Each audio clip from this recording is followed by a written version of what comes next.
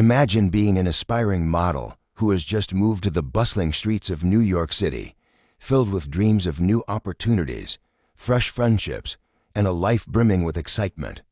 But what happens when you inadvertently find yourself in the clutches of the wrong crowd and become a victim of kidnapping?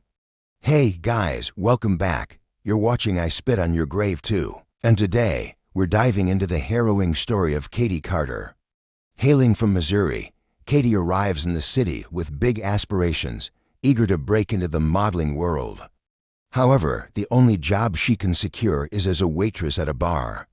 Determined to change her luck, she heeds the advice of a friend, setting in motion a chain of events that will alter her life forever. Determined to renew her photographic portfolio, Katie Carter, a bright and resourceful young woman, is navigating her new life in New York City.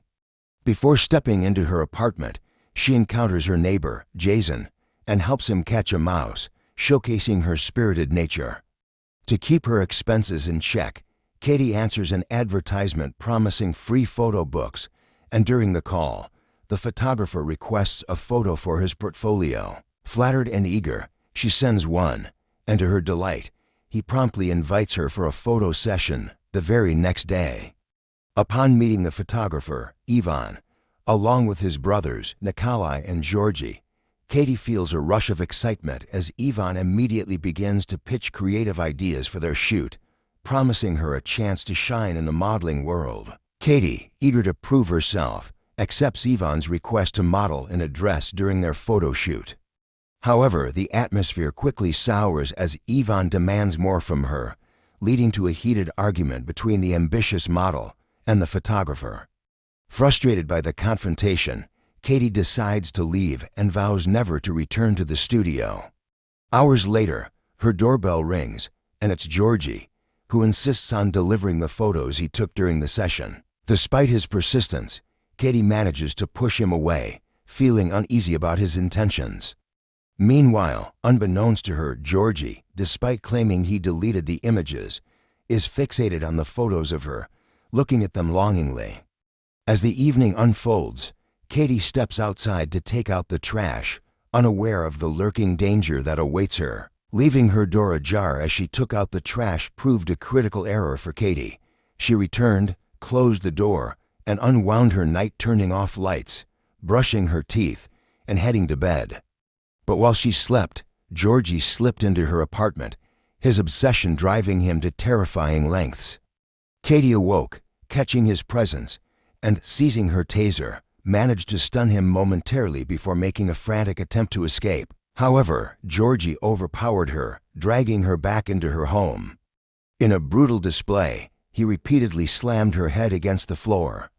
Amid the commotion, her neighbor Jason, hearing the alarming sounds, stirred from his own apartment. Katie awoke to find herself tied up by Georgie, who had grabbed a knife just as Jason knocked on the door. Tension mounted as Jason entered, but his presence only seemed to push Georgie further. Without warning, he launched an attack, repeatedly striking Jason in the stomach. Horrified, Jason watched as Georgie, showing no remorse, proceeded to violate Katie, his actions dark and uncontrolled. When he finished, a chilling moment of realization washed over him, and in a desperate panic, he called on his brothers, Ivan and Nikolai, for help. Unfazed by the chaos, Ivan arrived with Nikolai, calmly assessing the grim situation before ordering Katie to be sedated, as if this were just another problem to be silenced. Katie awoke briefly from a ketamine haze, her vision blurry as she glimpsed the interior of a moving car, realizing she was being taken somewhere remote and hidden. Soon, she woke again, this time fully conscious, in a cold, dark basement. She was stripped of her clothes, bound tightly, and helpless. Nikolai was there, violating her without remorse, and when she pleaded desperately for a drink, he cruelly responded by urinating on her instead. Despite their brutality, something in Katie's mind burned with resilience, a promise that they would regret everything they had done. Moments later, all three brothers descended into the basement, unaware of the resolve that would soon challenge them. The brothers, showing a rare flicker of care, washed Katie, then drugged her again to keep her subdued, leaving her in Georgie's charge. When she awoke, Georgie was back, this time with clothes and a pair of heeled sandals. He untied her bruised, raw wrists and started dressing her. Katie, spotting an opening in his apparent naivete, seized the moment and managed to escape. Heart pounding, she soon realized with a chilling shock that she was far from New York. She was in Bulgaria. Wandering the streets, she searched desperately for someone to help, but people only glanced at her with dismissive eyes, mistaking her for a lost prostitute. Finally, her luck turned when a detective named Kirill, who spoke English, saw her distress and offered his help. Back in the cellar, Nikolai discovered Georgie lying on the floor and quickly realized Katie had escaped.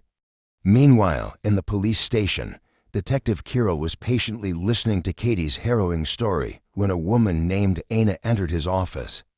Sensing hope, Katie asked Kirill to take her to the American embassy, desperate for safety. Anna introduced herself as the director of a center for battered women and offered Katie a sympathetic hand, assuring her that she'd help her get to the embassy. Trusting her, Katie allowed Anna to take charge, but instead of heading directly there, Anna suggested a quick stop at her nearby home. Convincing Katie it was just a short detour, Anna set off, the destination taking an unexpected turn. When they arrived at Anna's house, Katie's heart sank with a horrifying realization. Anna had deceived her, bringing her back to the very place where she'd been held captive. Anna, it turned out, was the mother of Ivan, Nikolai, and Georgie. Katie's hope dissolved into terror as Valko, Anna's husband, brutally abused her. Later, Ivan, Nikolai, and Georgie continued the torment, violently beating her before forcing her into a box, sealing her fate as they buried her alive. Trapped in the darkness, Katie wept, clinging to any last glimmer of hope, and prayed desperately for rescue. In a twist of fate, her prayers were answered when a structural collapse caused the basement walls to buckle, and the box in which she was imprisoned shifted. Katie's box crashes into an underground tunnel, and she finds herself free, but deeply scarred, her body and spirit crushed by the trauma she's endured. Shivering, she wraps herself in a discarded blanket and drags herself to an old, musty bed nearby, where she collapses into unconsciousness. In the days that follow, survival instincts drive her. She drinks rainwater pooling in crevices of the tunnels and catches small animals to regain her strength. One day, the haunting echoes of chanting guide her through the shadows, leading her to a secondary entrance that connects the tunnels to a nearby church. Driven by a newfound resolve, Katie stumbles into the sacristy, seeking sanctuary. Driven by hunger, Katie slips into Father Demouv's kitchen and takes some food, returning over the next few days to steal more. One day, however, Father Dimov catches her, and rather than reacting with anger, he sees the pain etched in her face and offers her his help. With kindness, he gives her clothes, food, and a Bible, and in his care, Katie begins to recover her strength and spirit. As her courage grows, she ventures deeper into the tunnels, eventually finding a way out that leads her to the embassy. But as she approaches its gates, a powerful, inexplicable feeling stops her in her tracks, almost as if she'd been shocked. Confused and hesitant, she turns back, seeking comfort once more within the familiar sanctuary of the church. Katie returns to the priest, holding the Bible, and hands it back after reading a passage that has stirred something deep within her. Sensing her inner conflict, Father Dimov urges her to confront her past rather than running from it. She assures him that she has no intention of fleeing, though her eyes reveal a hidden resolve. Later, Dimov discovers the passage that gripped her. "Vengeance is mine, saith the Lord." True to these words, Katie sets out to confront her tormentors with a calculated determination. She begins to shadow them, learning their routines, and starts with Georgie, the one who set her nightmare in motion. One morning, Katie slipped into Georgie's line of sight, pretending to be the maid as she served him a cup of coffee. As he took his first sip, he discovered a hidden cross submerged in the liquid, and a wave of panic washed over him. The realization struck, and he quickly noticed Katie's presence, prompting him to follow her. With a deceptive innocence, she lured him into the dungeon, where she cleverly set a trap and noose mounted on a stick that ensnared him, strangling him until he lost consciousness.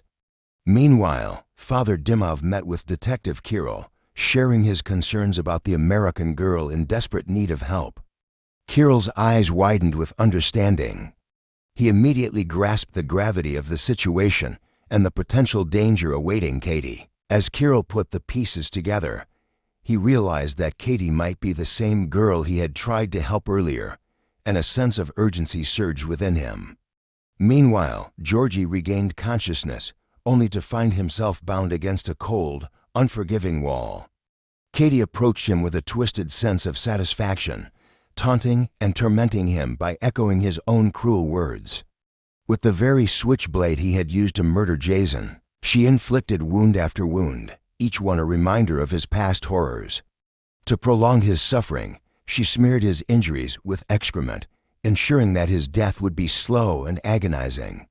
Leaving him tied up to fester, she shifted her focus to her next target, Nikolai, who was blissfully unaware of his impending doom as he indulged in a night at the club, unaware that Katie had slipped him a potent drug, setting the stage for her next act of vengeance. Nikolai caught sight of Katie across the club, disbelief washing over him as he tried to process her presence. Driven by curiosity, he decided to follow her until she led him to the bathroom. The overwhelming nausea hit him first, and he doubled over to vomit, but before he could recover, a sharp blow to his face sent him crashing to his knees. Katie loomed over him, a dark smile on her lips as she mocked him with his own taunts before shoving his head into the toilet, the stench of excrement filling his senses as she began to choke him.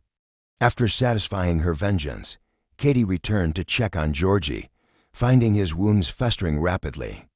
His cries for help echoed in the emptiness, unheard and unanswered.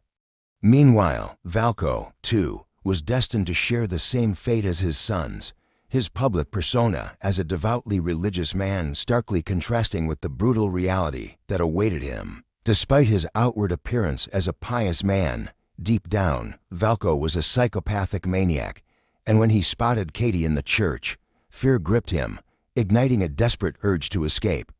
But before he could flee, Katie ambushed him, striking him on the head before swiftly binding him. The tables had turned, and Valko was now the one at her mercy.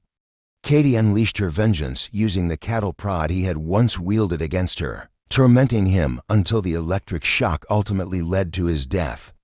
Satisfied, she returned to check on Georgie, only to find his wounds festering worse than before. She snapped photos to document his suffering. With a chilling sense of purpose, Katie decided it was time to target Anna and Ivan next. Just as she plotted her next move, Anna arrived home from work, unsuspecting of the darkness that was about to envelop her. Anna stepped into her room, only to be met with chaos. Her heart raced as she rushed down to the basement, where she spotted the gaping hole in the floor and realized in horror that Katie had escaped once again.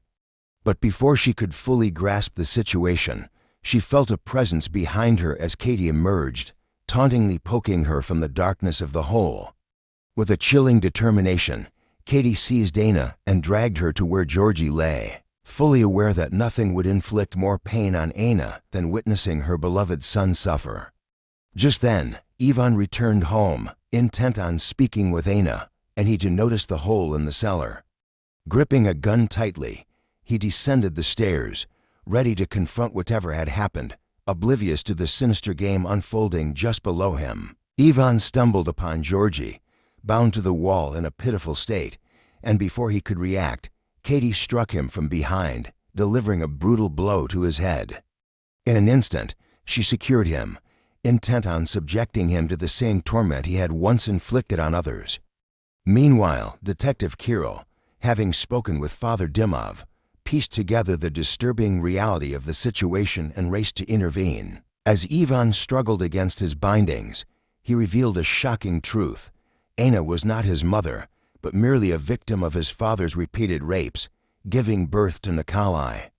This revelation ignited a furious rage within Katie, compelling her to turn her wrath upon Anna with even greater violence, now fully aware that Anna was not just a bystander, but the very director of a center for battered women, a cruel irony that fueled Katie's thirst for revenge. As the tension escalated, Katie learned that Anna, in her role as director of the Center for Battered Women, had been passing her patients to Valco, further entwining their fates.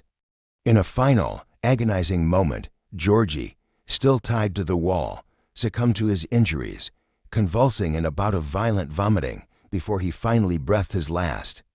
Just then, Kirill burst onto the scene, desperately pleading with Katie to stop the madness. But before she could respond, Ivan launched a sudden attack, forcing Kirill into a split-second decision. He shot Ivan, saving Katie from the immediate threat. In the aftermath, the realization hit Kirill hard. He had misjudged the entire situation, leading to an unexpected bloodbath.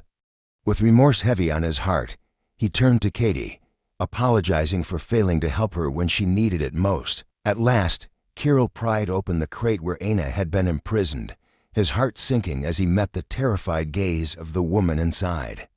Meanwhile, Katie forged ahead toward the American embassy, her heart racing at the prospect of finally escaping the nightmare and returning to New York.